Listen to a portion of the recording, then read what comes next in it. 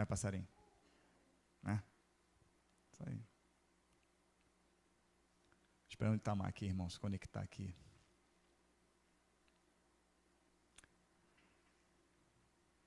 Amém? Saúde a toda a igreja com a parte de Senhor Jesus Cristo. Amém, queridos? Graças a Deus. Vamos começar hoje. Na verdade, começamos no domingo retrasado, né?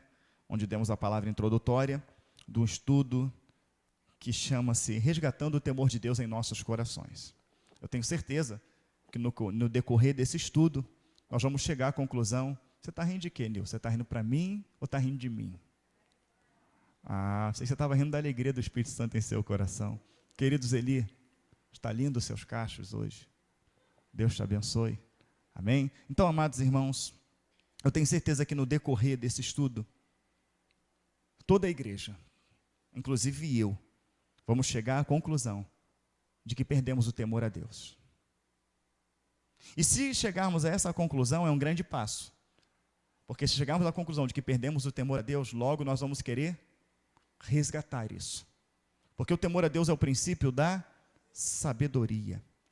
E pastor, qual é a estratégia que o Senhor vai usar para tentar trazer de volta o temor em nosso coração? Vai ser anulando, jogando por terra, através da Escritura, o Evangelho segundo Spurgeon, o Evangelho segundo Charles Miller, o Evangelho segundo muitos nomes, o Evangelho segundo a Igreja Maranata, o Evangelho segundo a Igreja Cristã Voz da Verdade, o Evangelho segundo a Igreja Assembleia de Deus, o Evangelho segundo a Igreja Batista, e trazendo o Evangelho segundo Deus. Só um Evangelho que irá nos salvar. É aquele que o Senhor, através dos seus profetas, trouxe até nós. Qualquer coisa fora disso nos levará ao inferno. E o que fez exatamente o temor ser perdido foi essa palavra deixar de ser pregada. Quando essa palavra deixou de ser pregada, nós tivemos muito mais Acabes do que Elias. Né? O que fez a proliferação de muitos Acabes hoje, que são falsos profetas, foi a escassez de Elias nas ruas. Aqueles que verdadeiramente têm coragem de pregar o Evangelho do Senhor Jesus Cristo. Então, como esses homens foram ganhando espaço, a palavra foi tirada.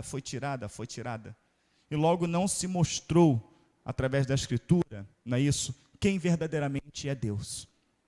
Então, as pessoas hoje têm a visão de um Deus que ele é completamente bobo, digamos assim. Bobo no sentido de deixa passar tudo, não tem problema nenhum. Isso é a visão das pessoas. Não estou aqui, o pastor falou que Deus é bobo, jamais. Amém? Venha fogo do céu e me consuma se eu estiver falando. Isso fala a visão das pessoas. Tá? É um Deus que não se ira, é um Deus que não executa juízo, é um Deus que não importa o que você faça, você vai ser salvo. Esse é o Deus da Bíblia? Não, ele não é o Deus da Bíblia. Mas é o Deus pregado em muitas igrejas? É o Deus que nós ouvimos em muitos sermãos, sim ou não? Sim. Amém? Então nós vamos orar. Irmão Veras, vem orar conosco. Em nome de Jesus. Nós vamos iniciar. Não vou correr, não sei quantas aulas vai demorar. Amém? Mas eu desejo muito que o Senhor, em uma dessas aulas, nos visite, que é o que eu creio que vai acontecer. Amém? A paz do Senhor Jesus à igreja. Vamos fechar nossos olhos, escovar nossa cabeça e vamos orar ao Senhor. Pai eterno, Pai bendito, nesta hora, nosso Senhor, nós fazemos menção do sacrifício da cruz do Calvário. Te pedimos, Senhor, perdão pelos nossos pecados. Perdoa, Senhor, nossas transgressões, tudo aquilo que fizemos que não glorificou o Teu santo nome, meu Senhor. Meu Pai, toma o primeiro lugar dessa escola bíblica dominical e também do culto, Senhor. Usa Teu servo com poder e graça, que o homem venha a ser anulado, Senhor, e só Teu Espírito Santo seja manifesto nessa tarde e nesta noite. Nós te pedimos uma bênção, acampa Teus anjos aqui, Senhor. Nós te pedimos uma bênção em nome do Senhor Jesus. Graças a Deus, a igreja pode se assentar em nome de Jesus. Graças a Deus. Louvado seja o nome do Senhor Jesus Cristo. Bom, amados irmãos, nós vamos falar primeiro da situação atual que se encontra as igrejas nos dias de hoje.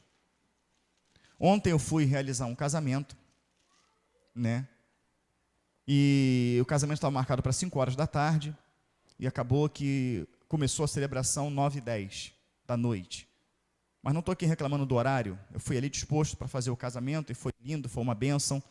Eu estou falando daquele período que eu fiquei ali. Eu fiquei sentado e um rapaz, ele veio, pegou o controle, ele ligou o som.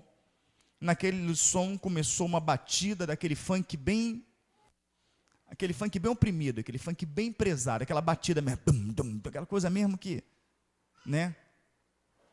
Que a minha boca não consegue nem pronunciar, graças a Deus por isso. Não pronunciar o que estava sendo falado, que você vai surpreender no que estava sendo falado, mas tentar produzir o som daquelas batidas que a igreja conhece muito bem, que a gente ouve esse som o tempo todo. E daqui a pouco, quando começou dentro daquele som, a música, né, a letra daquela música, era na cabeça deles, não na minha, música gospel, música evangélica.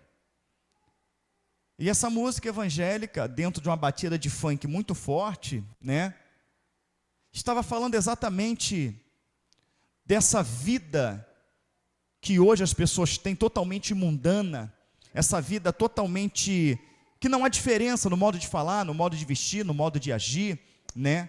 Falando das festas que tem dentro da igreja, que a festa foi muito legal, que a festa foi muito boa, que nós pulamos, que nós fizemos, que nós acontecemos. Então você vê que dentro de um evento, né, evangélico, eles colocaram uma música que na cabeça deles era evangélica. Mas uma música que ela é evangélica, aquela que atribui honra, glórias, louvores, domínio e majestade a um Deus que é santo, a um Deus que é puro. Abacuque, ele retrata muito bem isso quando ele diz que Deus é um Deus tão puro de olhos que não pode contemplar o mal. Amém, queridos? Então nós vemos vídeos na internet de pessoas dançando funk dentro da igreja. A irmã falou agora na visita que eu vim, que ela foi indicada por alguém para estar numa igreja, ela estava até gostando, o primeiro culto, o segundo culto, ela estava gostando, o terceiro culto, até que no quarto culto o pastor anunciou que teria na igreja um pragode, não é pagode, um pragode, né? Então ela falou, poxa pastor, igreja boa, estava ensinando direitinho, de repente o pastor vem e fala que vai ter um pragode. Então hoje nós temos pragode, gospel, hoje nós temos forró gospel, hoje nós temos funk gospel, né? Hoje nós temos, né, você pega uma capa de um disco, né, de um CD, de um cantor desse gospel aí, né? E você vai ver que a foto, os cantores gospel estão com piercing no nariz, eles estão com piercing na orelha, eles estão com tatuagem no braço, as oficinas G3 da vida, eles estão com tatuagem no braço, estão com cabelo comprido, estão com cabelo arrepiado, eles estão exatamente como um grupo mundano se veste, com calças apertadas, com blusinhas apertadas, com vários tipos de cordão, é o que nós vemos, sim ou não? Aí um jovem que está se convertendo agora, ele compra um CD de um grupo desse, ou ele vai ver um DVD de um grupo desse, e está vendo que eles estão tatuados, está vendo que eles estão com piercing em tudo que é lugar do corpo, está vendo que eles estão com calça rasgada, com roupa rasgada, né, com roupa curta, com roupa apertada. Você vê uma cantora gospel dessa, e quando você vai ver a foto da capa de disco, onde ela se apresenta, ela está com a roupa toda colada no seu corpo, ela está com as saias curtas, e elas vão lá, né? Então o jovem está vendo isso, fala, não, eu sou cristão, eu me espelho neles, eu posso furar minha orelha, eu posso botar piercing, eu posso botar tatuagem, eu posso fazer isso, eu posso fazer aquilo. E quando ele vai dentro da igreja, na igreja tem apresentação de funk, na igreja tem peça teatral, na igreja tem festival de cachorro-quente, na igreja tem festival de hambúrguer, na igreja tem festival de sorvete, na igreja tem todo tipo de situação, tem acampa dentro, tem festa jesuína, tem arraiá do crentão, não é isso? Tem todo tipo de abominação que nós encontrávamos no mundo. Logo essas pessoas não saberão o que é santificação, e logo essas pessoas também não vão saber o quanto é santo o Deus que enviou o Filho para por elas morrer. Então a santificação ela não é pregada na igreja. O que é pregado na igreja é que Deus te salva xingando palavrão, que Deus te salva adulterando, que Deus te salva fornicando, que Deus te salva sem ler Bíblia, que Deus te salva sem orar, que Deus te salva sem jejuar, que Deus te salva sem se converter. Então isso foi matando o temor dentro do coração das pessoas. E o que eu quero dizer para você nessa noite, você que vai nos assistir pelo YouTube, é que exatamente porque Ele é santo, amados irmãos, é que Ele não tolera determinadas coisas, que Ele não tolera determinadas atitudes. Você sabe por que Alguém pode levantar a mão aqui hoje, nesta aula, e dizer para mim por que Deus odeia o pecado? Alguém ousa levantar a mão e dizer por que Deus odeia o pecado? Por quê, meu amado? Porque Deus é santo. Eu vou ir um pouco além. Você, casado com a sua esposa, você tem um filho. E você devota todo o amor e carinho ao seu filho. Você vê que quando você se torna pai, o prazer de ser pai é muito maior do que o prazer de você ter feito sua casa. É muito maior do que o prazer de você ter comprado o seu carro. É muito maior do que o prazer de ter plantado o seu jardim, de ter plantado frutas, né, e estar colhendo. É muito mais prazeroso do que qualquer lugar do mundo que você tenha visitado. Então você vai ver que na obra da sua vida, no seu projeto de vida, desde o seu nascimento, adolescência, juventude, a melhor coisa que aconteceu depois de conhecer Jesus é ser pai. E aí de repente o seu filho pega uma carona, com 15 anos de idade, ele pega uma carona com um colega dele de moto. E os dois sofrem um acidente com essa moto, e por causa daquela moto, o seu filho morre. Qual o sentimento que você vai ter em relação à moto? Fala para mim. Sabendo que o seu filho morreu num acidente de moto com 15 anos de idade, tu vai querer ver moto na sua frente? Tu vai querer comprar uma moto? Você tendo outro filho, ele chega com 18 anos, pai, quero comprar uma moto, tu fala o que com ele? Você vai odiar aquela moto, porque aquela moto matou o que você mais amava. Quando Deus criou a terra, Ele gostou. Quando Deus fez separação, Ele gostou. Quando Ele criou os animais, Ele gostou. Quando Ele, amados irmãos, fez as plantações, as ervas, Ele gostou. Mas quando Deus nos fez, Ele nos amou. E o pecado matou aquilo que Deus mais ama, que é eu e você. O que Ele mais ama é eu e você, e a prova de que Ele mais ama de tudo que Ele criou é eu e você, que Ele enviou o único filho dEle por morrer no meu e no seu lugar. É por isso que Ele odeia o pecado. E quem nos deu a carona para o pecado foi Satanás. Foi o diabo que nos deu a carona para o pecado. Então o pecado, Satanás trouxe o pecado para destruir a melhor da criação de Deus. Você vê que o ser humano acaba com as florestas, acaba com os lagos, acaba com as praias, acaba com as lagoas, acaba com tudo. Está tranquilo. A ira de Deus é quando Ele se levanta contra o ser humano, quando Ele se levanta contra o próximo. Porque o ser humano Ele amou, Deus amou o mundo de tal maneira, que deu o seu único filho para que todo aquele que nele crê não pereça, mas tenha vida eterna. Então Deus sim, Ele tem aversão ao pecado.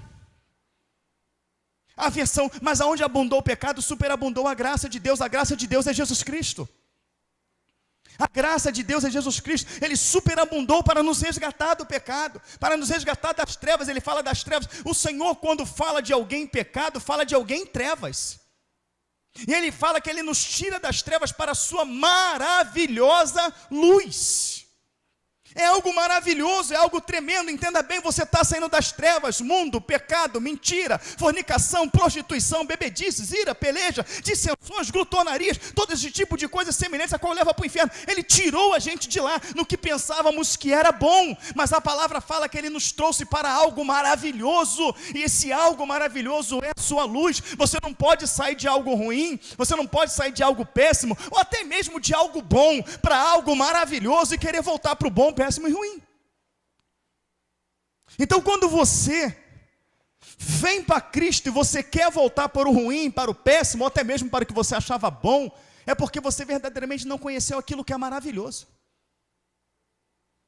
Porque é das trevas para a sua maravilhosa luz. Então o que me faz voltar para o mundo, o que me faz voltar para o pecado, o que me faz abandonar Cristo, é verdadeiramente não ter conhecido aquilo que é maravilhoso. O que o senhor quer dizer com isso, pastor? Muitos de nós pensamos que estamos convertidos. Quando há conversão, nos dão chicotada. Quando há conversão, nos joga no calabouço.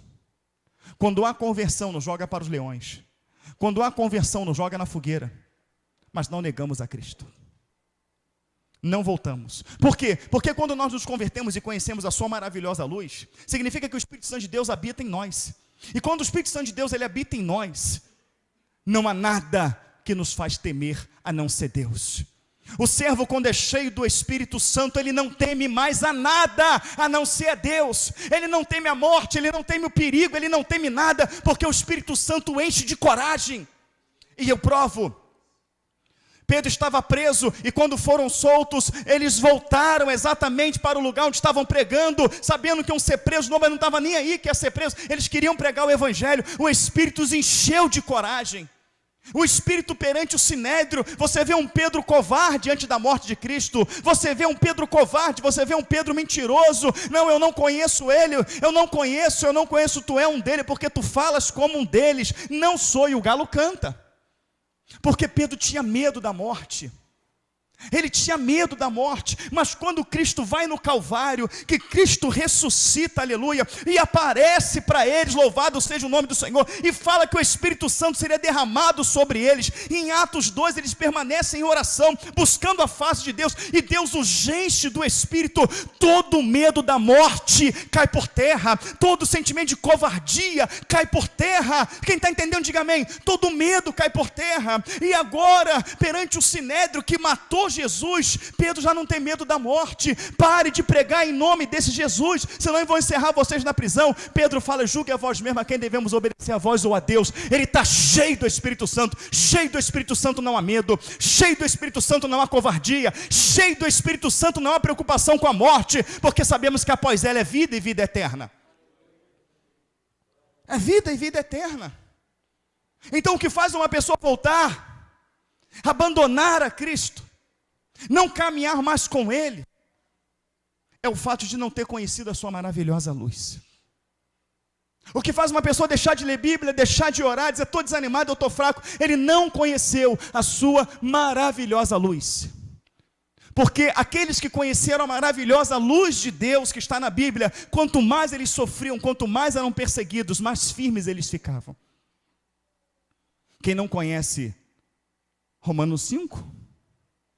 Justificado, pois, pela fé, temos paz para com Deus. E não somente isso, mas também temos prazer nas... Ninguém está lendo Bíblia? Temos prazer nas tribulações. Tribulação que você passa no dia a dia, querido. Tribulação é dificuldade de pagar suas contas, tribulação é uma enfermidade que se levanta, tribulação é alguém que se levanta, tribulação é um momento de perigo que você passa, tribulação é quando Satanás cria diversas situações para se levantar contra a tua vida, usando diversos meios, e você passa por lutas, tribulações. Essa tribulação que nos faz reclamar, que nos faz murmurar, que nos faz espraguejar, que nos faz pensar que Deus esqueceu de nós. Paulo fala que esta tribulação que contra nós nos levanta, e contra eles muito mais na época, porque se você olhar a vida desses homens e olhar a nossa vida, nós não temos luta, ou temos? Comparado com a vida desses homens, quem tem luta? Eles tinham muito mais, mas ele fala que ele também sente prazer nas tribulações, porque a tribulação gera neles paciência. Quantos de nós somos impacientes? E a paciência gera a experiência. Você acha que experiência é essa que ele está falando? Que tipo de experiência você acha que Paulo está falando? A experiência de aprender a fazer um bolo? A experiência de aprender a pregar bonito? Não, a experiência com Deus. Por exemplo, ele foi lançado na prisão depois de ter sido arrebentado de chicote, depois de estar fazendo a obra do Senhor, de estar pregando o Evangelho, de ter liberto uma mulher pelo poder de Deus do espírito maligno. O que Paulo ganha de recompensa aos olhos humanos? Jogado na prisão, depois de ter arrebentado as suas costas. Paulo teve tanta paciência, mas tanta paciência, que Paulo começa na prisão a fazer o quê? Louvar. Uns reclamariam, outros murmurariam, outros pediriam a morte. Paulo faz o quê? Paulo adora. Diga comigo, ele adorou. Amém? Ele adorou. E quando ele adora pacientemente, ou seja, se eu estou aqui, Deus tem um propósito. Se eu apanhei, Deus tem um propósito. Se eu fui perseguido, Deus tem um propósito. Não sei qual é esse propósito, não sei qual é a vontade de Deus, não sei o que Ele quer, mas se eu sou servo dele, estou aqui, Ele tem um propósito. Eu não vou ficar ansioso, eu não vou ficar desesperado, não. O que você vai fazer? Eu vou adorar. Imagina Paulo lá todo arrebentado. Shalom, Adonai, shalom. Shalom, Adonai, shalom. Está ali, tranquilo, paciente. E o Senhor olha dos altos céus, o cara foi arrebentado, o cara foi moído, o cara está numa prisão, com fedor, com urina, com fezes, com gente morta, com bicho, com tapuru, e está me adorando. Impossível eu não dar uma experiência para esse homem. A paciência, a confiança, a adoração fez aquela cadeia tremer, fez o Senhor ir lá e quebrar as cadeias dele, e não só isso, usou ele para salvar o carcereiro e toda a sua família. Você pode glorificar a Deus? Gerou a experiência. A paciência gerou a experiência gerou a esperança de que um dia estará com o Senhor. Então essas experiências que Paulo viveu, fazia com que quando uma luta se levantasse lá na frente, Paulo ficava assim, ó, sei quem eu tenho crido e sei que Ele é poderoso, porque Ele me livrou lá na prisão, Ele me manteve vivo quando me apedrejaram. Ele vai se lembrar das experiências que ele teve com Deus. O crente sem experiência com Deus é um crente que vai fraquejar nas lutas, que vai fraquejar nas dificuldades. Mas por que ele não teve experiência com Deus? Por quê? Porque ele não teve paciência. Ele não teve paciência. Ele veio de suportar aquela luta, veio de suportar aquela dificuldade e ir para o joelho. Senhor, qual é o teu propósito? Qual é o teu querer com essa situação? O que o Senhor quer me ensinar, Deus? Senhor, está apertado sim, mas a tua palavra fala, nunca vi um justo desamparado, nem a sua descendência mendigar o pão. Senhor, a tua palavra fala que o inimigo vem contra mim, mas por 7 caminhos fugirá diante de mim. Senhor, a tua palavra fala em Jeremias 1,12 que o Senhor vela sobre a sua palavra para cumprir. A tua palavra fala que quando o povo teve necessidade, até a água da rocha o Senhor fez brotar. Tu és o Deus que eu sirvo, o Deus de Abraão, de Isaac e de Jacó. Está doendo, está difícil, Senhor, mas o Senhor não me permitiria passar uma prova, uma luta, aleluia, maior do que eu poderia suportar, Senhor. E eu sei que suportarei, porque tu estás comigo. Porque em Isaías 41 diz, o Senhor teu Deus te toma pela tua mão, a tua mão direita, e digo, não temas, eu não estou temendo, Senhor, seja qual for a provação que eu vou passar, me dê forças, me dê sabedoria, me dê graça, e me permita crescer com ela, e tenha paciência, persevera, mas essa paciência acaba muito rápido, e essa paciência logo faz você passar a mão no telefone e reclamar com alguém, dar uma mensagem para alguém, para cantar derrota. Logo essa paciência acaba, faz você ficar nervoso, faz você ficar iracundo, faz você dizer palavra que não tem que falar, ter atitude que não tem que falar, porque eu tenho que fazer, que eu não estou aguentando mais, que eu estou com problema, que eu estou isso, que eu estou aquilo. Calma, entrega o teu caminho confia, e o mais.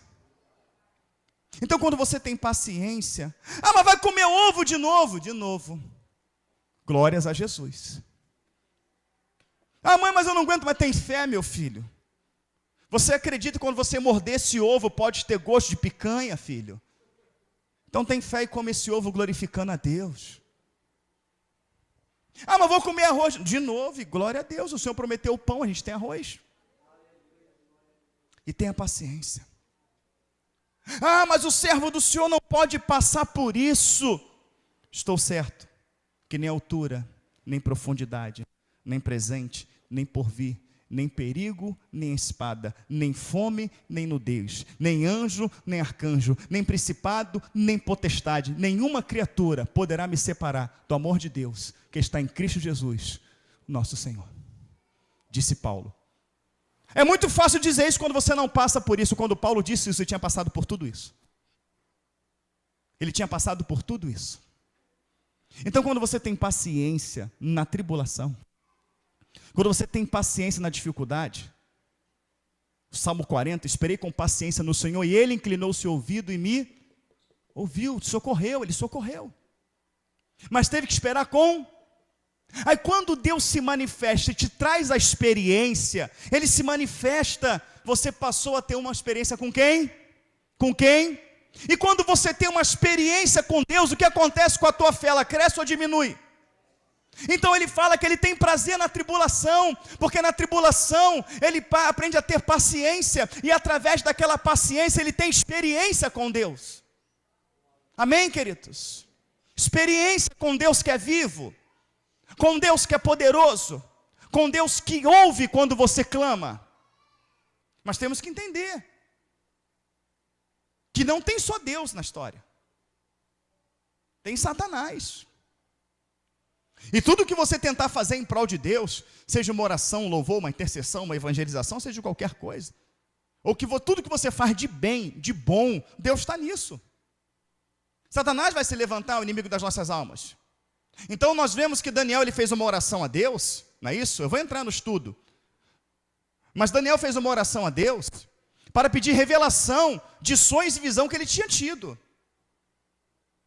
Eu vejo que deve ter muito mais luta para você orar para uma pessoa que está morrendo, sendo acometida de um câncer, do que para você ter uma revelação. Mas não importa, o que importa é que tudo que você busca de Deus, Satanás vai se levantar para tentar bloquear, para tentar impedir. Então quando Daniel ele ora, pedindo revelação acerca de sonhos e visões, a palavra fala que a resposta veio quantos dias depois? Porque Deus quis. Porque Deus quis brincar com Daniel. Eu quero ver se Daniel é paciente. Eu quero ver se Daniel vai reclamar. Foi por isso? Não. Qual foi o motivo? Qual foi o motivo da resposta ter vindo 21 dias depois? Daniel só quer entender, ele não questiona. Não, mas eu orei já faz 21 dias. Daniel, no momento que você orou, no momento, Deus enviou a resposta. Mas houve batalha? Entendeu? Porque você tem que ter paciência. Hein? Hoje é domingo, vai vir um monte de gente na igreja. O que vai entrar de gente arrebentado aqui hoje? Ele quer sair daqui com a vida totalmente restaurada. Quer sair daqui com o casamento restaurado, com a saúde curada, com as portas abertas, quer receber a bênção. E eu digo para você que o Senhor pode até enviar a bênção hoje. Mas Satanás, junto com a bênção que Deus enviar, ele vai enviar miríades e miríades de demônio para impedir essa bênção de chegar até você. De impedir essa vitória de chegar até você. Batalha espiritual vai acontecer. Mas você vai ver que nesses 21 dias Daniel não deixou de orar, Daniel não deixou de buscar, Daniel não deixou de temer a Deus, não deixou de ter paciência. Você não vê ele reclamando, eu orei, não aconteceu nada, então não vou orar mais, não vou buscar. Não, ele continuou da mesma maneira, ele teve paciência. E esta paciência gerou a experiência, não foi qualquer uma. Gabriel apareceu para ele e falou: Deus me mandou vir depressa te dar a entender a visão, porque tu és um Deus muito amado, tu és um servo muito amado. Imagina você ouvir do anjo do Senhor que Deus mandou dizer que você é muito amado. Mas foi onde Daniel entrou em parafuso. Mas se ele mandou vir depressa e eu sou muito amado, o que aconteceu que demorou 21 dias? Não, na hora, Deus mandou na hora. Mas houve batalha. Ou seja, demônios se levantaram. Demônios se levantaram para que a resposta de Deus não chegasse. Demônios vão se levantar para que você não seja curado. Demônios vão se levantar para que você não seja liberto. Demônios vão se levantar para que o seu lar não seja restaurado. Demônios vão se levantar para que você não compreenda a Bíblia. Demônios vão se levantar para que você não compreenda os projetos de Deus. E é por isso que eu tenho pregado tanto nesse lugar, que não devemos brincar, não devemos seguir um evangelho de oba-oba, um evangelho de meia boca. Tem que ter santificação e armado com as armaduras de Deus. Porque as armaduras de Deus nos protegem contra as astutas ciladas de Satanás. E essas ciladas do diabo englobam destruir meu lar, a tua família, a tua saúde, os teus filhos, destruir a tua vida espiritual, a tua comunhão com Deus, a tua devocional. Tudo isso está no projeto de Satanás. Você está entendendo? Está no projeto de Satanás. Mas quando você é paciente, quando nós vamos para Apocalipse, que fala da igreja de Filadélfia, que é o retrato da igreja que vai subir, ele fala: porque guardaste, olha só, porque guardaste a palavra da minha paciência. Quando você vai para o original, ele fala: porque guardaste a minha palavra da minha paciência. Essa paciência está no original como epomenê. Epomenê é: guardaste a minha palavra com perseverança. E digo para você que não está errado, porque ter paciência e ter perseverança estão ligados. Persevera quem tem paciência. Amém? A Bíblia vai falar no capítulo 5 de 1 Pedro, no versículo 7, lançando sobre o Senhor todas as nossas ansiedades, porque Ele é quem cuida de nós. Orou, não aconteceu ainda, é porque não é o momento. Orou, não aconteceu, examina a sua vida, examina seu pensamento, examina seu coração, examina seu casamento, examina a sua vida de busca, examina a sua vida de santificação. Se o problema não estiver na tua santificação, na tua forma de buscar, se o problema não estiver no seu coração, é o tempo de Deus. Glorifica e espera, que Ele vai operar. Então, amados irmãos, é passado um evangelho para a gente hoje, de que todas as portas Deus vai abrir, de que todas as doenças Deus vai curar, de que todos os bens dessa terra será seu, que o melhor de Deus está por vir. O melhor de Deus é Cristo, querido, Ele está aqui agora. Ele está aqui agora, usando a minha boca para falar com você. Mas a palavra fala que o temor a Deus é o princípio da sabedoria. A palavra mais comum de se achar nos púlpitos hoje é prosperidade. Deus vai te prosperar. Deus vai te fazer crescer nessa terra. Deus vai abrir as portas. Deus vai escancarar os céus. A palavra mais usada na época de Pedro, na época de Paulo, era arrependimento. Era santificação. Era fugir do pecado. Fugir da idolatria. Não ameis o mundo, nem o que no mundo há. Apresenta o teu corpo como sacrifício vivo, santo e agradável a Deus. A palavra mais usada era arrependei-vos. A mais usada hoje é prosperidade. Prosperidade. E mais prosperidade. Tudo é bênção. Tudo é vitória. Que Deus tenha uma vitória, que Deus tenha uma bênção, que Deus tenha uma vitória, que Deus tenha uma bênção, que Deus tenha uma vitória, que Deus tenha uma bênção. Teve muitas lutas na vida de Abraão, sim ou não? E muitas daquelas lutas Deus avisou que ele passaria, sim ou não? Teve muitas lutas na vida dos homens de Deus no passado e Deus avisava, sim ou não? Então na vida do servo tem luta também. E quando o servo do Senhor ele é preparado para as lutas, ele é preparado para as adversidades, ele é preparado para enfrentar as tribulações, quando vem a tribulação ele não nega Cristo. Ele não nega o Senhor. O que faz hoje os altos e baixos dentro da igreja cheia, igreja vazia, igreja cheia, igreja vazia, é que as pessoas vêm para buscar da igreja uma bênção. Elas vêm buscar algo. Elas não vêm entregar algo. O senhor está falando de dízimo, pastor? Não. O senhor está falando de oferta, pastor? Não. O senhor está falando do ato profético? Não. O senhor está falando de primícias? Não. O senhor está falando de quê, pastor? O que eu tenho que entregar diante do Senhor? Um coração quebrantado. Um coração contrito. Antigamente se buscava para adorar. Se buscava para se derramar de lágrimas aos pés do Senhor. Se buscava para buscar dele misericórdia, para buscar dele santificação. Era algo tão tremendo e tão maravilhoso se derramar diante do Senhor, que o salmista fala uma coisa: pediu o Senhor, eu buscarei, que eu possa viver na casa do Senhor todos os dias da minha vida. O salmista também diz: alegrei-me quando me disseram, vamos à casa do Senhor, e ir ali para se derramar. O que impulsiona uma pessoa hoje a ir para a igreja? Um problema no seu casamento. O que impulsiona a pessoa hoje a ir para a igreja? Um problema na saúde. O que impulsiona a pessoa hoje a ir à igreja é um problema financeiro. O que impulsiona a pessoa a ir na igreja é pedir oração para abrir uma porta de emprego, é pedir oração para passar num concurso, é buscar a Deus para gravar um CD, é buscar a Deus para ser um grande pregador. O que eu olho na palavra de Deus é que você não vê servos do Senhor no passado, você não vê Pedro, você não vê Tiago, você não vê João, você não vê nenhum dos discípulos de Jesus Cristo pedindo ao Senhor para aprender a ser um grande pregador. Você não vê eles pedindo para aprender a ser um grande adorador, a ser um grande missionário, a ser uma coisa grande. A única coisa que você vê eles pedindo ao Senhor para ensinar: ensina-nos a orar. Hoje todo mundo quer aprender a cantar, quer aprender a pregar, quer aprender a fazer, quer aprender a acontecer, mas eles pediram: ensina-nos a orar, porque você orando, você tem vida íntima com Deus, e tendo vida íntima com Deus, Ele derrama o Espírito, e derramando o Espírito não há necessidade de quem te ensine, Ele te ensinará todas as coisas. Então esse tipo de evangelho profanado, que foram pregando aí, e foi tirando do coração do povo o temor. O Deus que se manifestou para Moisés, lá no monte, no meio de uma sarça que não se consumia, acredite no que eu vou te falar, é o mesmo Deus que se manifesta aqui hoje. E o mesmo nível de santificação que Ele exigiu de Moisés, Ele exige de mim e de você. O mesmo nível de santificação. Algo Ele trazia ainda que não agradava a Deus, algo Ele trazia ainda que lembrava o Egito: tira a sandália dos teus pés, porque o lugar que tu pisas é santo. Ah, pastor, mas na graça é vinde como estás. Vinde como estás é quando Moisés saiu do Egito. Quando ele saiu do Egito, cruzou o deserto, é vim como está. Mas daí ele começa a ouvir de Deus, começa a ouvir do Senhor. Quando ele vai buscar, é um nível acima. Moisés que saiu do Egito, que não tinha nada, agora ele tem casa, agora ele tem emprego, agora ele tem esposa, ele sabe quem é Deus, mas ele precisa de algo a mais, e ele vai buscar um particular com Deus, ele vai buscar uma experiência com Deus, e Deus se revela para ele, e quando Deus se revela para ele, fala, tira a sandália dos teus pés, ou seja, ainda há algo que impede você de chegar a mim, ainda há algo, tira. Então não era um Moisés que saiu direto do Egito e subiu um monte para encontrar Deus, não, era um Moisés que já sabia quem era Deus.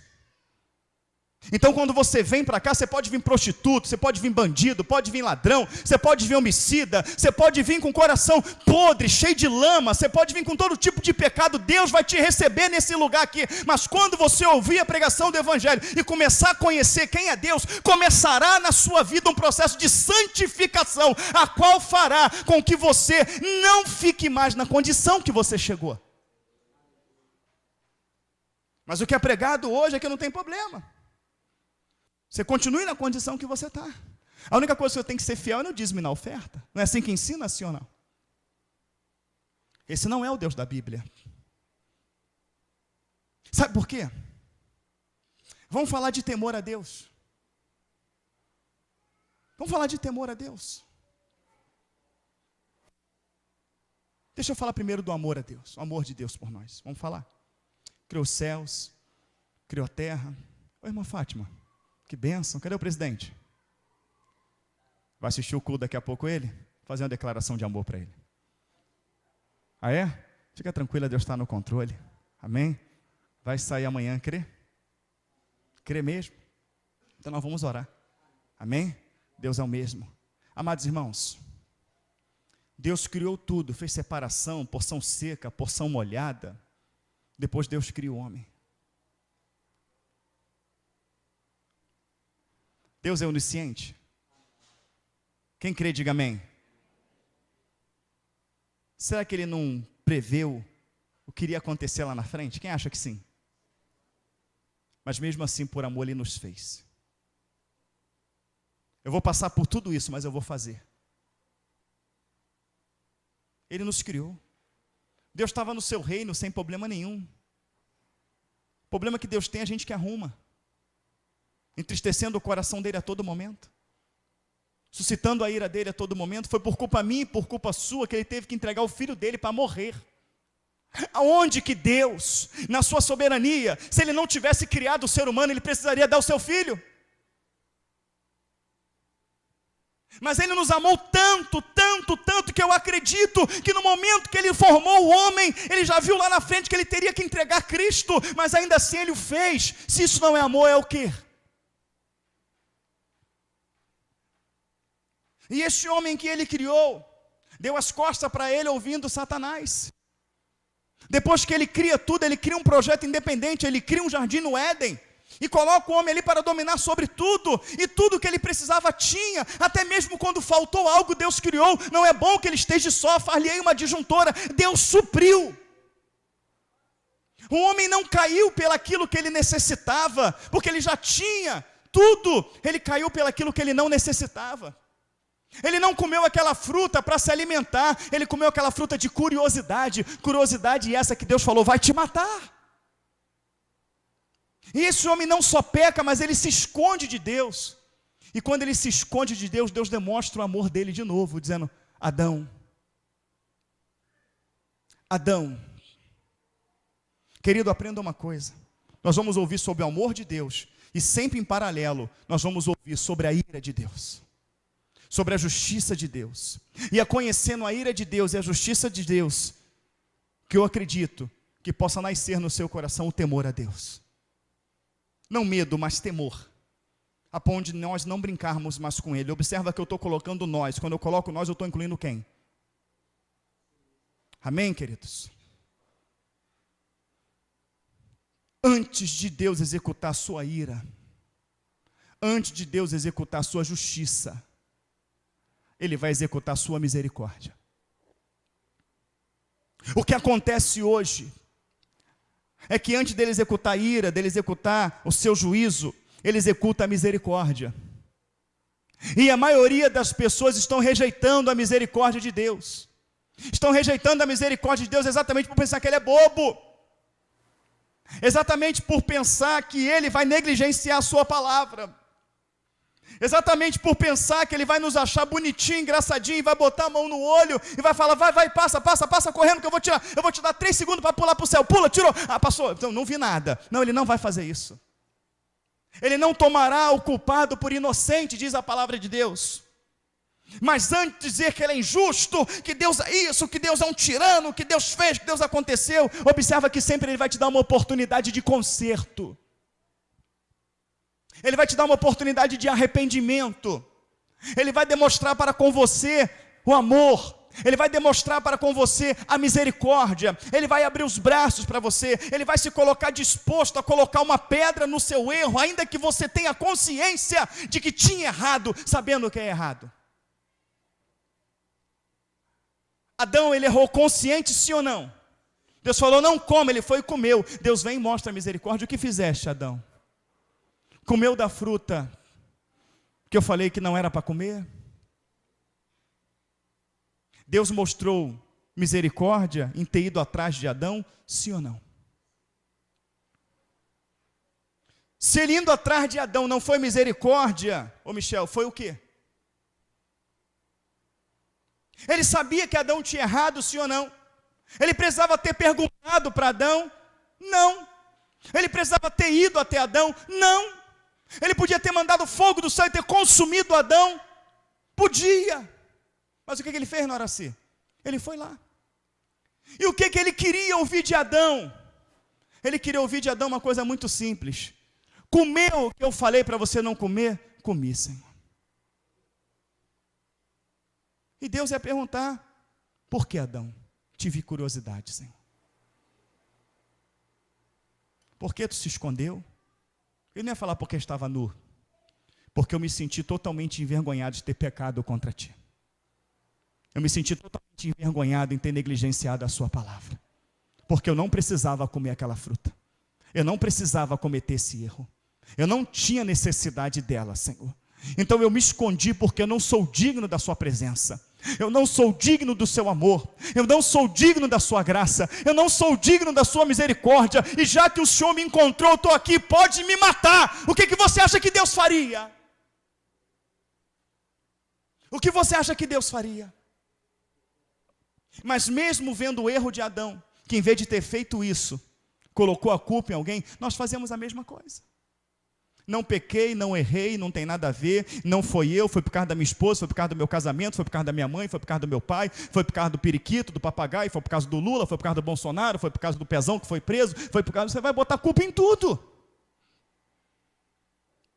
E quando Deus ele vem e nos confronta no nosso erro, quando Deus nos confronta no nosso pecado, Ele não quer nos matar, Ele não quer nos destruir, Ele não quer nos lançar no inferno, porque se Ele quisesse, Ele não nos confrontaria, Ele não viria contra nós.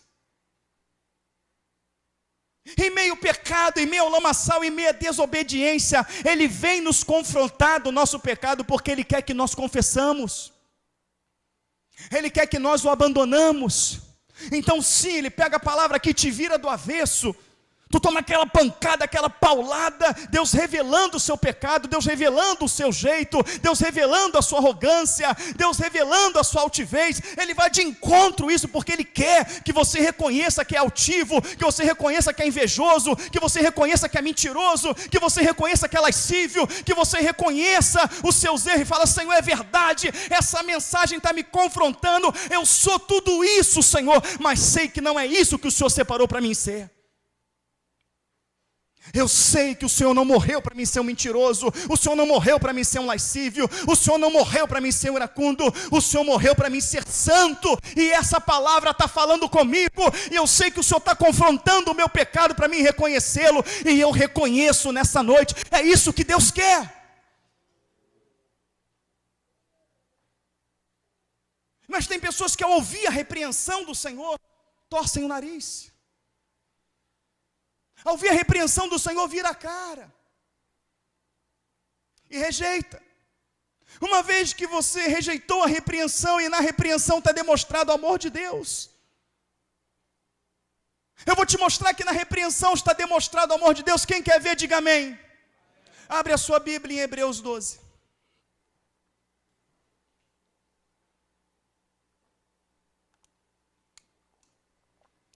Glória a Deus. Aleluia. Deus vai falar muito. Deus vai falar muito conosco. Deus tem falado incessantemente comigo acerca deste assunto. Incessantemente, incessantemente, incessantemente. Deus quer nos exortar, Deus quer nos repreender. Deus quer fazermos retornarmos ao primeiro amor. A pessoa fala assim, eu quero, na época do meu primeiro amor, porque a Bíblia fala que temos que voltar ao primeiro amor. A palavra não fala que você deixou o primeiro amor. Não diz na Bíblia isso, que você deixou o primeiro amor. Fala que você abandonou. O primeiro amor não existe no meio do seu coração porque Deus quis, mas porque nós abandonamos. E há coisas que nós abandonamos que temos que buscar de volta. O altar do Senhor tem que ser restaurado em nossos corações. Muitas coisas têm que ser restauradas. Quantos propósitos com Deus foi quebrado? Quantos propósitos você fez com o Senhor? Quantos propósitos que você ia orar, de que você ia ler Bíblia, de que você não ia mais se desviar, de que você não ia mais fazer, de que você ia mudar, de que você ia se sujeitar? Quantos propósitos você fez com Deus? Cada propósito desse que você quebrou e não cobriu, está abandonado lá pelo caminho. Volta lá e pega eles de volta. Volta lá e pega cada propósito desse e cumpra diante do Senhor. Começa a restaurar o altar que está caído dentro do seu coração. Começa a restaurar, queridos, o altar do Senhor, que por algum motivo ele foi despedaçado dentro de você. Restaurar o altar é restaurar a vida de oração, é restaurar a vida da leitura da palavra de Deus. Restaure a oração na sua vida, a oração em intimidade com o Senhor. Você precisa de momentos íntimos com Deus, você precisa ser íntimo de Deus. Somente sendo íntimo de Deus, tu vai sentir Deus. Hebreus 12. Ele vai dizer, portanto nós também, pois, que estamos rodeados de uma tão grande nuvem de testemunhas, deixemos todo o embaraço e o pecado que tão de perto nos rodeia, e corramos com paciência a carreira que nos está proposta. Só uma pergunta que eu tenho uma dúvida, e de repente você como igreja pode me ajudar nessa dúvida. Hebreus está escrito na graça ou na lei? Então nós achamos um livro na graça que manda abandonar o pecado? Tem um livro na graça que me manda abandonar o pecado? Tem ou não, igreja? Tem. Mas as pessoas estão pregando nos púlpitos da igreja exatamente o contrário, que a graça de Deus é que ele já levou o pecado na cruz do Calvário e que hoje não tem mais pecado, você pode fazer o que quiser. Quem já ouviu isso aí, diga amém. É por isso que o jovem usa piercing, tatuagem, xinga palavrão. É por isso que o jovem tem vida sexual. É por isso que o jovem ouve música do mundo. É por isso que o jovem, ele toca guitarra na igreja. Ele toca guitarra na igreja, fazendo aquelas ministrações maravilhosas. Mas quando no quarto da sua casa ele toca rock, porque o rock vai aprimorar ele tocar guitarra para ele fazer bonito dentro da igreja.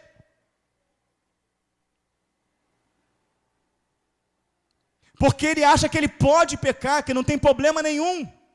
Mas aqui ele está falando, nós que estamos rodeados de uma tão grande nuvem de testemunha, de pessoas no seu trabalho que não são crentes, pessoas na sua vizinhança que não são crentes, pessoas na sua parentela que não são crentes, que estão olhando para você, eles querem olhar na tua vida, Jesus transforma, eles não têm coragem ainda de se entregar a Cristo, eles não têm coragem ainda de carregar uma Bíblia, mas eles têm vontade de mudar a vida deles, e há uma dúvida neles, será que Jesus cura mesmo? Será que Jesus liberta mesmo? Será que Jesus transforma mesmo? Eu vou olhar para esse crente, ele está indo para a igreja agora, e vai ser a tua transformação, vai ser o teu testemunho, que vai fazer com que ele tome uma decisão, porque a maior maneira de evangelizarmos alguém é através do nosso testemunho.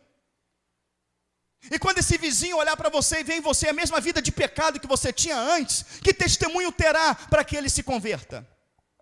A sua esposa que é ímpio, o seu marido que é ímpio, não terá um testemunho que o impulsione a se entregar a Cristo. Verdade ou mentira? Verdade. Então ele fala, nós estamos rodeados de uma tão grande nuvem de testemunha, deixamos de lado todo o embaraço e o pecado que tão de perto nos...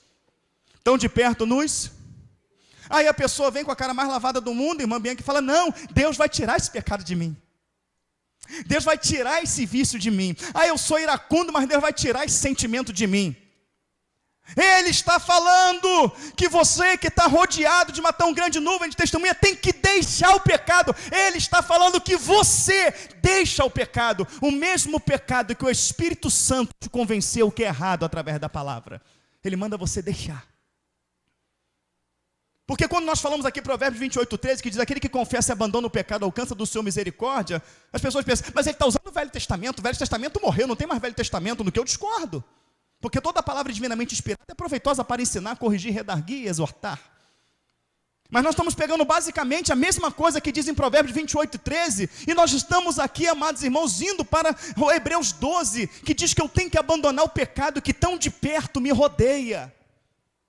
Eu estou vendo uma situação aqui tão próxima quanto a de Caim, que o Senhor se manifestou para Caim e falou: Caim, o pecado jaz à sua porta, domina sobre ele. Então o pecado já à porta, quer dizer que o pecado já está pertinho. Eu vejo uma situação igual. Jesus já morreu, já foi no cruz do Calvário, derramou o sangue dele, já ressuscitou dos mortos, já enviou discípulos para pregar o evangelho. Aqui já está, já na época de Paulo lá já, mas ele está mandando fazer a mesma coisa que Caim falou: afasta do pecado, porque ele está pertinho de você. Mudou o cenário? Mudou o cenário de Gênesis? Zeli, você que é homem culto, espiritual, estudante da palavra de Deus, mudou o cenário, Zeli? Não é a mesma situação, Nil, de Caim? Noraci? Não é a mesma situação? Olha, o pecado jaz à tua porta, domina sobre ele. Aqui em Hebreus, na graça, alguns anos depois da morte e ressurreição de Cristo, ele está falando: olha, se afasta do pecado que tão de perto te rodeia. Ele começa a exortar. E a pessoa vai colocar um monte de desculpa no pecado. Vai colocar um monte de desculpa: porque eu não consigo, porque isso, porque eu sou fraco, porque não dá, porque Jesus conseguiu, porque ele era Deus, porque ele fez 100% Deus, e vai botar um monte de desculpa, e ele vai pegar. Como é que eu fujo do pecado, Senhor? A pessoa que cai em pecado é a pessoa que não tem vida de oração. A pessoa que cai em pecado é a pessoa que não tem vida de leitura da palavra. A pessoa que cai em pecado, ela não policia os seus olhos. A candeia do corpo são os olhos. Tu vê televisão o dia todo, o que a televisão te dá? A televisão mostra pornografia, a televisão mostra mentira, a televisão mostra sensualidade, a televisão ela mostra pecados de luxúria. A televisão faz você amar o mundo, você fica ligado em televisão o dia todo, em vídeo o dia todo. Como é que você acha que você vai ter vida espiritual? Ele está falando para se afastar do pecado. Quando ele fala se afasta do pecado que tão de perto te rodeia, logo vem na tua cabeça uma interrogação: mas é tão difícil, como é que eu faço isso? Repita comigo: é tão difícil. Como é que eu faço isso? A Bíblia responde. Versículo 2, vamos ler bem alto. 1, 2, 3 e... olhando para Jesus, autor e consumador da fé, o qual pelo gozo que lhe estava proposto, suportou a cruz, desprezando a afronta, e assentou-se à destra do trono de Deus. Só a primeira parte, versículo 2, mais uma vez. Olhando, autor e... como que eu deixo o pecado? Olhando para quem? Olhando para quem? Como é que eu olho para Jesus lendo a Bíblia? Como é que eu olho para Jesus? Eu olho para Jesus orando. Como é que eu olho para Jesus buscando as coisas que são do alto? Como é que eu olho para Jesus policiando os meus olhos, a minha mente? É o que a igreja faz, irmãos? Não. A igreja olha para o mundo, olha para o dinheiro, olha para a conquista, olha para a roupa, olha para o carro, olha para a televisão, olha para os filmes, olha para o cinema, olha para tudo, menos para o autor e consumador da sua fé. Então uma pessoa que não está com os olhos constantemente em Cristo, uma pessoa que constantemente não busca as coisas que são do alto, esta pessoa constantemente se encontrará envolvida no pecado. Sim ou não?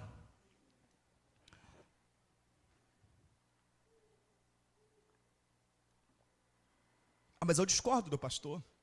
Eu leio a Bíblia, eu oro e vivo caindo.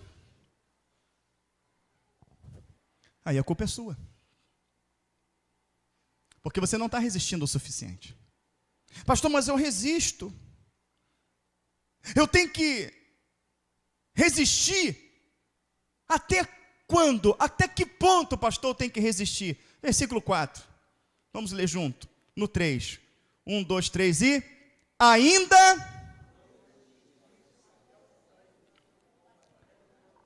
Ainda não resististe até o sangue combatendo contra o pecado. Eu vou traduzir para você.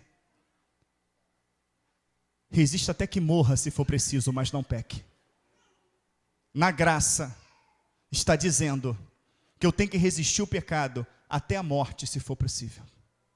Até o sangue, se for possível. Mas os pregadores mentirosos de hoje, usados por Satanás, eles estão no púlpito dizendo: Jesus já levou o teu pecado. Você não tem que lutar. Já chegaram para mim e falaram assim: você fica pregando que a gente tem que resistir contra o pecado, que a gente tem que orar, tem que ter vida de santificação. Você está tirando o mérito de Jesus. Você está colocando que a pessoa vai ser salva porque ela orou, porque ela lê Bíblia, não porque Jesus foi na cruz do Calvário. Eu vejo que é um trabalho conjunto. Jesus foi na cruz do Calvário e nos apresentou uma nova forma de vida, a qual temos que trazer para nós essa forma de vida. Essa forma de vida engloba a vida de oração, engloba a vida de leitura e prática da palavra, engloba a renúncia. Cristo morreu, logo todos morreram. Você observa que quando Cristo morre na cruz do Calvário, ele logo traz uma responsabilidade que todos nós também temos que morrer. Paulo fala, usado pelo Espírito Santo: Cristo morreu, logo todos morreram. Traduz para mim, o que é logo todos morreram? Ele quer que você morra para quê? Ele quer que tu bote uma arma na cabeça e atire? Não pode ser, porque suicídio é pecado, vai para o inferno. Ele quer que você faça como Saul, e como seu pajem de armas, se jogou sobre a sua arma e se matou? Não pode, porque o suicídio leva para o inferno. O que Deus quer que seja morto em você? Aquilo que você fazia antes, o pecado. A velha criatura, ou será que você não entendeu ainda o que a palavra fala de novo nascimento? Para ter um novo nascimento, significa que o velho tem que morrer. Não se deita vinho novo em outros velhos, não se coloca remendo de pano novo em pano velho. O que você está entendendo sobre isso? Que enquanto tiver o velho, o novo de Deus não vai se manifestar. Tem muita pessoa que quer a manifestação de Deus, tem muita pessoa que quer o agir de Deus, tem muita pessoa que quer os dons de Deus, mas você nunca terá enquanto o velho estiver aí. Ninguém ressuscita sem que primeiro tenha morrido. E Colossenses 3 diz: já ressuscitamos com Cristo, buscar as coisas que são. Se você não busca as coisas que são do alto, está claro que você não ressuscitou. E se você não ressuscitou, logo claro está de que você não morreu. E se você não morreu, muito menos ressuscitou. E se não ressuscitou, não nasceu de novo. Se não nasceu de novo, não vai ver Deus. Porque ele fala para Nicodemos: em verdade, digo que é necessário te nascer de novo. Nascer da água, a palavra e do Espírito. Você tem que ser cheio da palavra e tem que ser cheio do Espírito. Isso é que demonstra em você que teve um novo nascimento.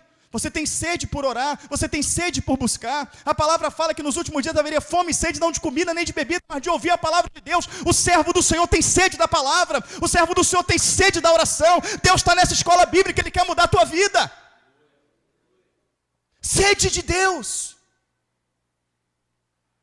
sede da palavra, sede da oração. O servo do Senhor tem sede de Deus. Deus está na oração, Deus está na leitura, Deus está na obra, Deus está na evangelização. Você tem sede disso? Ah, mas o pecado, ainda não resististe até o sangue, combatendo com o pecado. Ou seja, para de reclamar, para de murmurar, tu está lutando coisa nenhuma. Tu ainda não resistiu até o sangue. Tu não resistiu até o sangue combatendo contra o pecado. Tu está caindo porque você quer. Está caindo porque você não luta. Você não luta. Você não foge da aparência do mal. Você vai cair. Você cai porque tu vê televisão o dia todo. Você cai porque teu coração não perdoou. Você cai porque você não está lendo Bíblia. Você cai porque você não ora. Você cai porque você tem a sua razão dentro do seu coração. Você cai porque você tem o evangelho segundo o seu coração. O evangelho que a Bíblia diz não e você diz que sim, está tudo bem. Cria para si as suas próprias regras, por isso você cai. É o que Deus está nos mostrando através da palavra, mas vamos falar de amor de Deus. Versículo 5: já vos esqueceste da exortação que argumenta convosco como filhos. Estou falando do amor de Deus, amém? Eu falei que a exortação, a demonstração é a forma de Deus demonstrar também o seu amor. E já vos esqueceste da exortação que argumenta convosco como filhos. Vou repetir. Já vos esqueceste da exortação que argumenta convosco como filhos. Filho meu, não despreze a correção do Senhor, e não desmaieis, quando por ele fores repreendido. Querido, que tipo de repreensão de Deus eu tenho que ter, a ponto de me dar sensação de desmaio? Teve uma repreensão carinhosa que minha mãe me deu, que eu não tive a sensação de desmaio, não. Eu desmaiei no chuveiro. Eu não lembro nem onde pegava. Tinha hora que pegava na cabeça, outra hora pegava no peito, outra hora batia tão forte que eu batia na parede e voltava. Eu sei que eu apaguei. Eu acordei com as vizinhas me dando um troço para cheirar. Tu tá vivo? Tu tá bem? Mas não virei um traficante. Não virei um prostituto. Não virei um ladrão.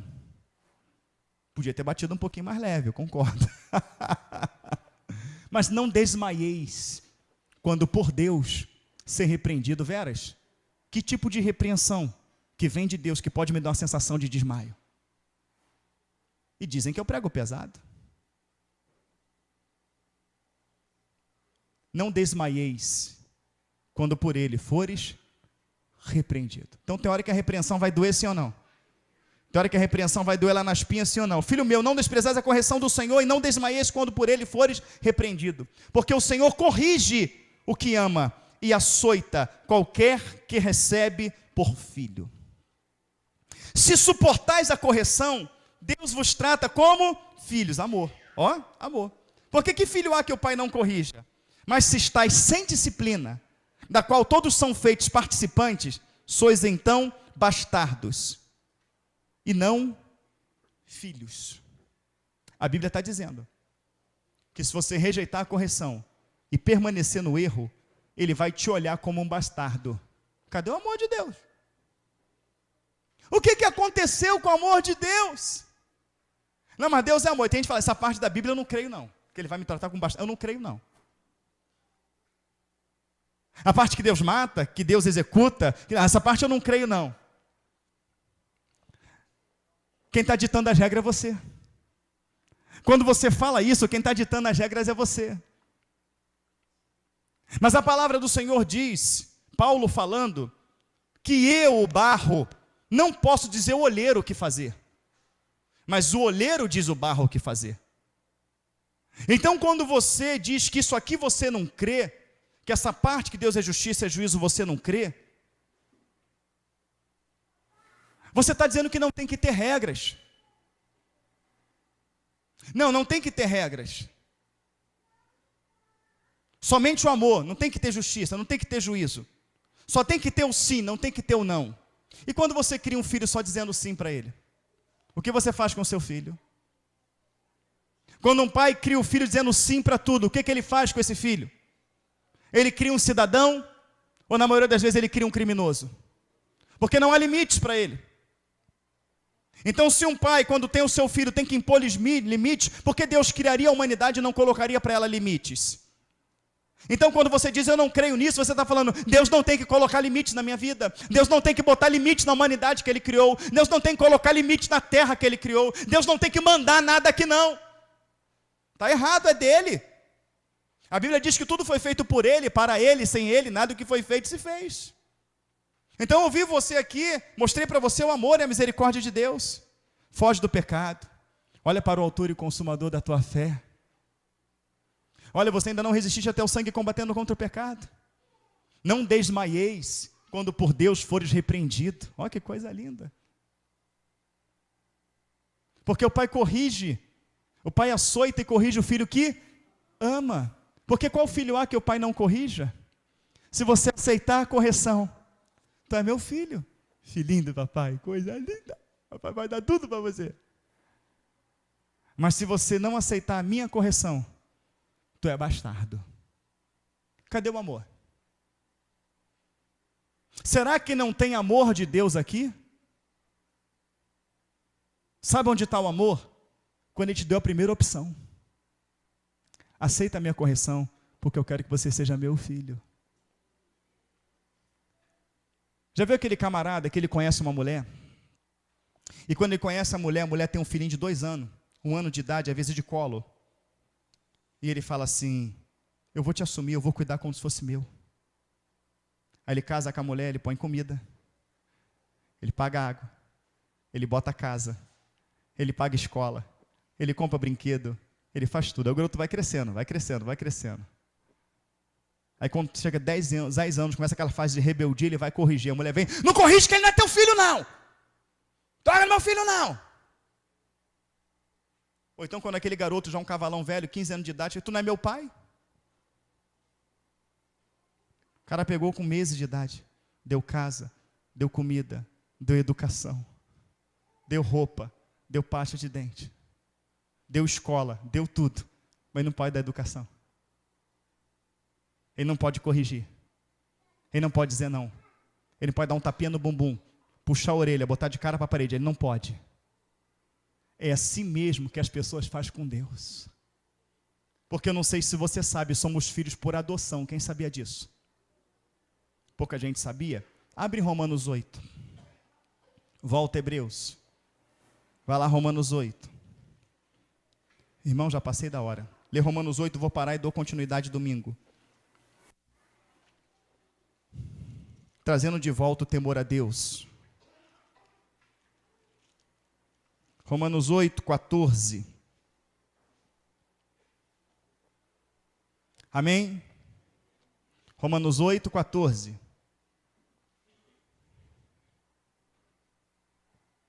Todos abriram, amém? Quem não abriu, você anota aí. 14 de Romanos 8. Porque todos que são guiados pelo Espírito de Deus, eles são filhos de Deus. Porque não recebemos o espírito de escravidão, para outra vez estardes em temor, mas recebeste o espírito de adoção de filhos, pelo que clamamos Abba Pai. O mesmo Espírito testifica com o nosso Espírito que somos filhos de Deus. E se nós somos filhos, somos logo herdeiros, também herdeiros de Deus e co-herdeiros de Cristo. Se é certo que com Ele padecemos, para que também com Ele sejamos glorificados. Então nós somos adotados. Evangelho de João, capítulo 1, no versículo 12, diz: todo quantos receberam Deus o poder de serem feitos filhos de Deus, aos que creram no seu nome. Quando eu creio no nome do Senhor, Ele me adota como filho. Então, se Ele me adota como filho, Ele vai cuidar de mim, Ele vai me livrar, Ele vai me guardar, Ele vai me sustentar, Ele vai fazer tudo, mas Ele não pode corrigir. Deus só é pai quando Ele te livra. Deus só é pai quando enche a sua despensa. Deus só é pai quando Ele te cura, quando Ele te liberta, quando Ele apresenta o varão, quando Ele apresenta a varoa, quando Ele abre a porta e tu compra um carro, quando você arruma um emprego. Ah, meu Deus, é meu pai. Quando Ele vem te corrigir, puxa a tua orelha, Ele não é teu pai. Ele não é Deus. Que história é essa? Ele te adotou sim. Só que você foi adotado cheio de manias, cheio de trejeitos, cheio de costumes que vai te levar à morte, cheio de tradições que vai te levar à morte. E Ele, como pai, não só te adotou, mas Ele vai te educar a ser um bom filho. Ele vai te educar a ser a imagem dEle. E para isso Ele vai ter que tirar os espinhos, os cardos, os abrolhos que está sobre a tua vida. E Ele vai começar a te repreender. Não é assim que se fala, não é assim que se anda, não é assim que se veste, não é assim que se comporta. Ele vai começar a moldar em você um novo caráter. E é claro que para tirar alguns espinhos vai doer. Mas se você resistir isso, você é filhão dEle. Mas se você não resistir a isso, você é um simples bastardo. Bastardo não tem herança. A herança de Deus é a eternidade. Deus nos abençoe em nome de Jesus. Continuamos domingo que vem. Vamos fazer uma oração breve. E você vai ao banheiro beber água e vamos começar o culto. Amém? Estou com sede de adorar a Deus. E você? Amém? Pregadora da noite já está aí, irmã Nice. Amém? Está rindo? Na luta, né, minha irmã? Na luta. Sabe qual o texto que nós lemos aqui? Quase o texto inicial. Justificado, pois, pela fé, temos paz para com Deus. Não somente isso, mas temos prazer também nas tribulações. Porque a tribulação gera paciência, a paciência gera experiência, a experiência gera esperança. A esperança é que resta um repouso para o povo de Deus. Logo tudo isso vai passar. Amém? Mateus 25, o Senhor vai colocar do lado direito as ovelhas, do lado esquerdo o bode. As ovelhas vai dizer: vinde bendito meu Pai, possui o que é seu. Porque tive fome e tu me deste de comer. Tive sede e me deste de beber. Tive nu e me vestiste, tive preso, enfermo e me visitaste. Quando, Senhor, que eu fiz isso? Quando fizesse a um dos meus pequeninos. Cuidando dessa pessoa, igual você está cuidando, o Senhor é como se você estivesse cuidando dele. Eu sei que você está deixando de fazer muitas coisas na sua vida para cuidar da sua família, como cuidou do seu pai e agora da sua mãe. Mas o Senhor está te usando para cuidar dela. Você está sendo um instrumento vivo nas mãos do Senhor. Assim como o Senhor cuida de nós, Ele está te usando para cuidar dela. E Deus está vendo isso, e não terá o teu trabalho por em vão. Pai querido, eu te louvo, engrandeço o teu nome, e peço sustento à tua filha. Conforta, consola com o teu espírito. Enche ela da tua graça, do teu fervor, Senhor. renova as forças, renova as armaduras da tua serva, Senhor. Encha a tua filha do gozo do teu espírito e dê condições à tua serva para continuar nesta labuta, Pai. Pai amado, fortaleça a tua igreja, meu Pai, num todo, Senhor. Que esta palavra, Pai amado, venha encontrar solos férteis para, querido, Pai, que venha produzir frutos dignos de arrependimento. O temor a Deus é o princípio da sabedoria, que o teu temor recaia sobre o coração da tua igreja, porque é algo grande que o Senhor quer fazer no meio de nós, meu Pai. É algo grande que o Senhor quer fazer no meio dessa nação. Está no momento de o Senhor levantar os céus para proclamar nesta terra que só o Senhor é Deus. Nos prepara para o culto, meu Pai amado, que os nossos corações estão explodindo de vontade de dar a Ti, Senhor. Porque a nossa alma anseia e ela clama, Pai. Nos prepara, Senhor Deus, Pai querido, para fazer um grande incensário com a nossa adoração nesta tarde, Pai. Tira do nosso meio toda e qualquer dificuldade. Toma o Teu lugar, Senhor, nesta igreja, pois ela é Tua. Nós somos Teus. Glorifica o Teu nome, nós oramos grato por essa escola bíblica, Senhor, em nome de Jesus, amém. Não falte domingo que vem. Escola